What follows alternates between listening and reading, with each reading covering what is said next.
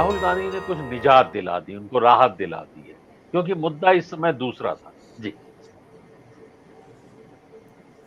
नहीं, ये उनको राहत दिला दी मुझे नहीं लगता। एक जी। और मुद्दा खड़ा कर दिया है जो उनके लिए सिरदर्द हो रहा है।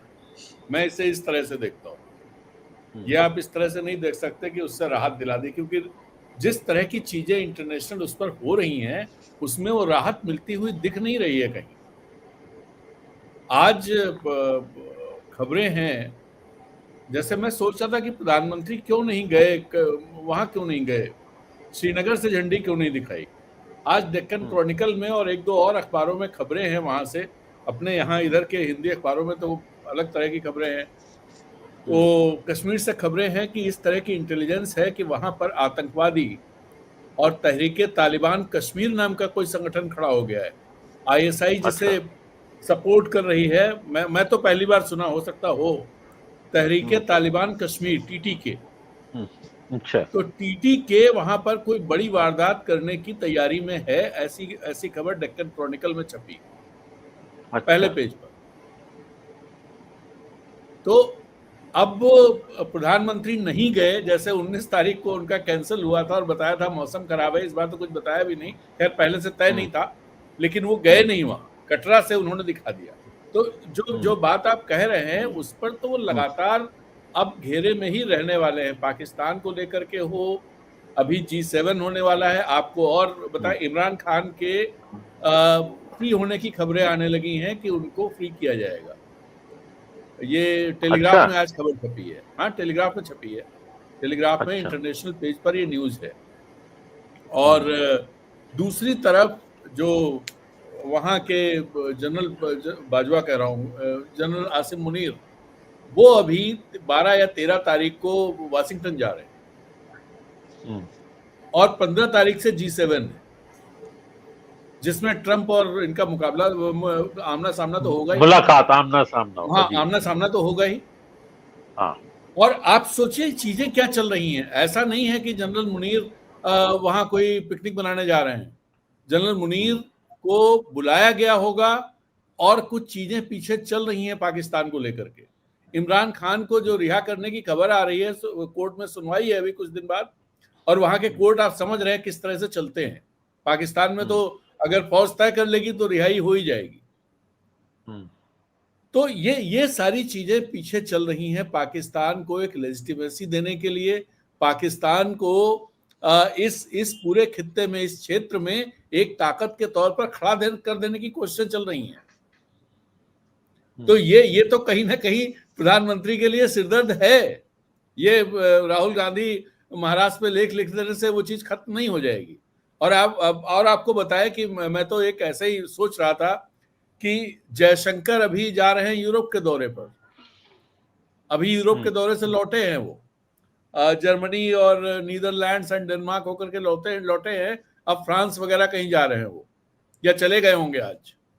तो जब जयशंकर बाहर दौरे पर जाते हैं तो कोई नई, एक तो खुलासा कर देते हैं वो, और दूसरा कुछ ऐसा पाकिस्तान को मिल जाता है जो मतलब जैसे पिछली बार दौरे पे थे तो पाकिस्तान को मिल गया यूनाइटेड नेशंस का ये जो तालिबान वाली कमेटी है, पैनल है, उसका चेयरपर्सन हो गया वो। आतंक वाली कमेटी। हाँ। हाँ, हाँ। वो आतंक वाली कमेटी, वो तालिबान को लेकर के ही कुछ है, वो जो कमेटी है वो, तो उसका अच्छा। उसका चेयरपर्सन हो गया। दो कमेटीज का वो वाइस चेयरपर्सन हुआ। और जिसको लेकर के जो सूत्रों की बात कह रहे हैं, हमारे यहाँ दो अखबारों में, बड़े अखबारों में, इंडियन एक्सप्रेस में खबर छपी है सोर्सेस से, नई दिल्ली डेडलाइन से, कि साहब पाकिस्तान को तो कहीं ज्यादा मिलना था, वो तो भारत के दबाव में कम मिला, मिल नहीं पाया उसे। मतलब आप हास्यास्पद है ये। और गजब बड़े है ये तो अपने रिपोर्टर्स आप की में। खबर है, मतलब जिनके नाम हैं, बड़े बड़े नाम हैं जिनके, ऐसे रिपोर्टर्स बायलाइन स्टोरी लिख रहे हैं दिल्ली में बैठ करके कि साहब यूनाइटेड नेशंस में क्या हुआ, भारत का इतना रुतबा रहा, इतना दबाव रहा कि पाकिस्तान 4 का चेयर बनना चाहता था, 1 ही का बन पाया। तो आप सोचिए क्या क्या चीजें, किस तरह की चीजें चल रही हैं। और ये इस बात से बिल्कुल सहमत हूं जो अनिल जी कह रहे थे शायद, अब ये इलेक्शन कमीशन कैसे सोर्सेज वाला किस्सा कैसे हो जाता है कि सोर्सेज डिनाई कर देंगे। अरे भाई, इलेक्शन कमीशन क्यों डिनाई करता है? इलेक्शन कमीशन को किसी ने रोका है डिनाई करने से? आप डिनाई करिए। ये इन मामलों में सोर्सेज का क्या मतलब होता है? सोर्सेज का मतलब तब होता है जब कोई, बहुत सीधी सी बात, या तो खबर प्लान करा रहा होता है कोई जिसके अपने इंटरेस्ट होते हैं, और दूसरा ये होता है कि ऐसी खबरें होती हैं जिसके, जो मान लीजिए मैं एक रिपोर्टर हूं, मेरे कुछ लोगों से कंटैक्ट है, वो लेकिन वो खोलना नहीं चाहते हैं। हाँ, नहीं, वो कॉम्पिटेंट नहीं है, उनकी एक्सेस है उस इंफॉर्मेशन तक, वो कॉम्पिटेंट नहीं है कि वो ऑफिशियली बता सके, तो वो हमको कॉन्फिडेंस में शेयर करता है। पॉलिटिकल रिपोर्टिंग में चलता है पॉलिटिकल, लेकिन संगठन का बयान ये थोड़ा ना हो सकता है सोर्स के मुताबिक, ये तो बात नहीं। हाँ, तो ये जो सोर्स के मुताबिक, आप बताइए, आप यूनाइटेड नेशंस का आप सोर्स के मुताबिक चलाएंगे कि साहब पाकिस्तान को नहीं मिला? अरे कहिए, जो यूएन की डेस्क पर दिल्ली में बैठा हुआ है, जो आदमी कह रहा है वो बताए ना ऑफिशियली कि भाई नहीं मिला है, हमारी क्वेश्चन से नहीं मिला है। ये और कहां से खबर कहां से आई? साउथ ब्लॉक से खबर आई है। जो यूनाइटेड नेशन डेस्क पे बैठा हुआ आदमी है, खबरें छपवा रहा है। ठीक बात। और ये लोग बड़े बड़े रिपोर्टर छाप रहे हैं और ये माहौल बना रहे हैं कि साहब हमने पाकिस्तान पर दबाव बना दिया है। दूसरी तरफ अभी करण थापर के साथ एक विद्वान बात कर रहे थे, जो एक थिंक टैंक है वाशिंगटन में, शशि थरूर, उनका कहना है कि ये तो अपनी डोमेस्टिक पॉलिटिक्स को एड्रेस कर रहे हैं ये लोग, इन लोगों का कोई मतलब ही नहीं है यहाँ से, ये ऐसे लोगों से मिल ही नहीं रहे हैं। जेडी वान से जरूर मिले शशि थरूर, लेकिन उस आदमी का ये कहना है, कोई भी आदमी वो वीडियो देख सकता है, उस आदमी का कहना है उनका इंटरेस्ट हम में है ही नहीं कि हमको कन्विंस करें, उनका इंटरेस्ट है वो अपने डोमेस्टिक उसमें क्या मैसेज देना चाहते हैं वो मैसेज दे रहे हैं। तो ये सारी चीजें चल रही हैं। अब दूसरी तरफ अगर आप इसमें आए इलेक्शन कमीशन में, इलेक्शन कमीशन को ये कहना ये अपने में हास्यास्पद नहीं है कि राहुल गांधी लिख करके देंगे तब मैं इस पर जवाब दूंगा। मतलब बाकी ये सब लफंडर लोग जो भाजपा के हैं ये जवाब देते रहेंगे तब तक, जब तक लिख के नहीं दिया जाएगा।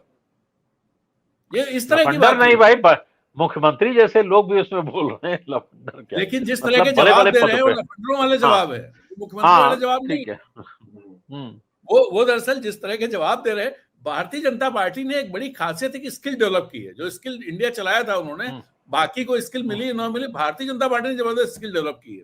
वो स्किल ये है कि जो उस पर आरोप लगाया जाए उस आरोप को सामने वाले पर ही मढ़ दो, चस्पा कर दो। हाँ, और चूंक उनके पास पूरा सिस्टम है, पूरे सारे चैनल चिल्लाने लगते हैं, अखबार में भी वही छपेगा और सोशल मीडिया पे भी 32 लाख व्हाट्सएप ग्रुप से चलना शुरू हो जाएगा। असली तो वही है, असली ताकत वही है। हाँ, बिल्कुल, तो चस्पा हो भी जाता है। हम लोग चूंकि बहुत सारी चीजें देखते हैं तो हम लोगों को लगता है कि नहीं ऐसा नहीं है, ऐसा नहीं है, लेकिन जो लोग जो शाम को 8 बजे टेलीविजन चैनल देखता है, जो आदमी, उसे बाकी फुर्सत नहीं, अपनी रोजी रोटी के चक्कर में रहता है, बच्चों के बीच रहता है, जो भी करता है अपने उस तनाव में रहता है, वो रात को 8 से 9 बजे 10 बजे तक टीवी देख करके पता करता है देश में क्या चल रहा है। तो उसको तो पता चलता है, अरे ये तो देवेंद्र फडणवीस ने ये बात कही, अच्छा राहुल गांधी क्या बात, बहुत बढ़िया बात कही, धर्मेंद्र प्रधान ने ये कह दिया, बड़ा बढ़िया बात कही, ये बात तो सही है, उनको वोट नहीं मिलते हैं तो देखिए इस तरह की बातें कर रहे हैं। अब ये उस तरह की चीजें हो जाती, इसमें स्किल डेवलप कर ली है भारतीय, जबरदस्त। आप किसी इशू पर देखिए, किसी इशू पर वो जवाब नहीं देते, वो उल्टा जो है उसी चीज को उल्टा कह देते हैं कि साहब ये कांग्रेस वाले ऐसे हैं, इंदिरा गांधी को लेके आ जाएंगे, वो नेहरू जी को लेकर के आ जाएंगे, अपना जवाब नहीं देंगे। बिल्कुल, अरे भाई इंदिरा गांधी ने मान लीजिए गड़बड़ किया तो आपको इसलिए थोड़ी बैठाया गया कि आप इंदिरा गांधी वाले गड़बड़ करो। मैं नहीं कह रहा हूं कि गड़बड़ किया, मैं कह रहा हूं एक बार मान लीजिए कि इंदिरा गांधी ने गड़बड़ किया था, इंदिरा गांधी सरेंडर हो गई थी, तो इसका मतलब आप भी सरेंडर हो जाएंगे। अगर जवाहरलाल नेहरू के समय देश चीन से हार गया था तो आप भी हार के दिखाएंगे क्या? ये क्या था लॉजिक कि साहब जवाहरलाल नेहरू के समय चीन से हम हार गए थे तो हम भी हारेंगे? ये तो कोई बात, ये उसी तरह का लॉजिक। और लेकिन इस लॉजिक के सहारे वो 11 साल से चलते चले आ रहे हैं।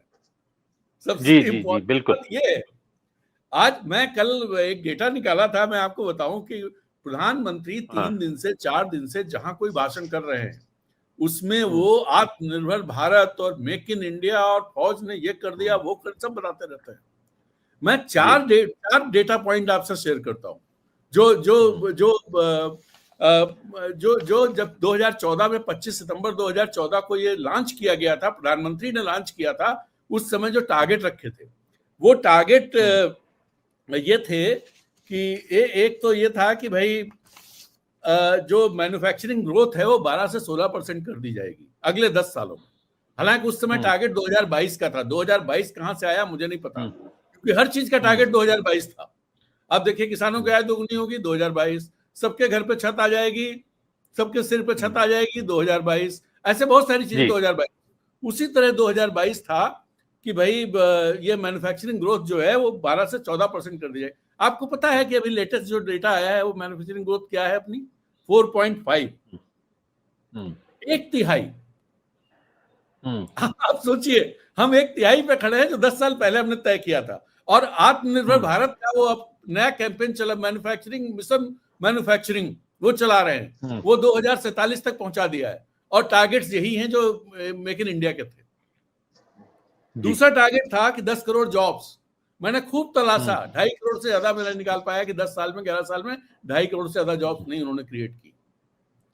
फिर एक था 25% जीडीपी का 25% मैन्युफैक्चरिंग पहुंच जाएगा, जितना था उससे कम हो गया।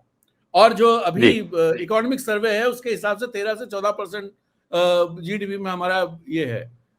तो चौथा पॉइंट था कि एफडीआई अट्रैक्ट करेंगे। पिछले दिनों एक स्टोरी बहुत चर्चा में रही कि एफडीआई जो है वो 96% कम हो गया पिछले साल के मुकाबले, नेट एफडीआई।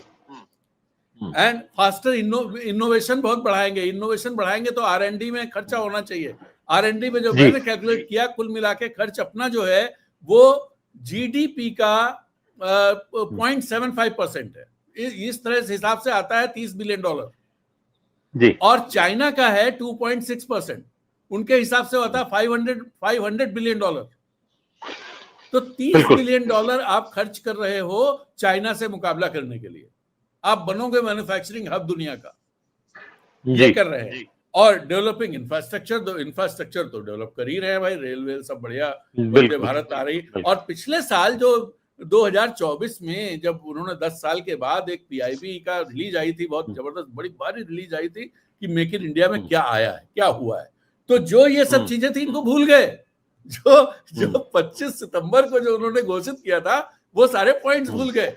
वो ये गिना रहे हैं कि वंदे भारत कितनी शुरू हो गई, और मतलब ये डिफेंस में कितना हमारा एक्सपोर्ट।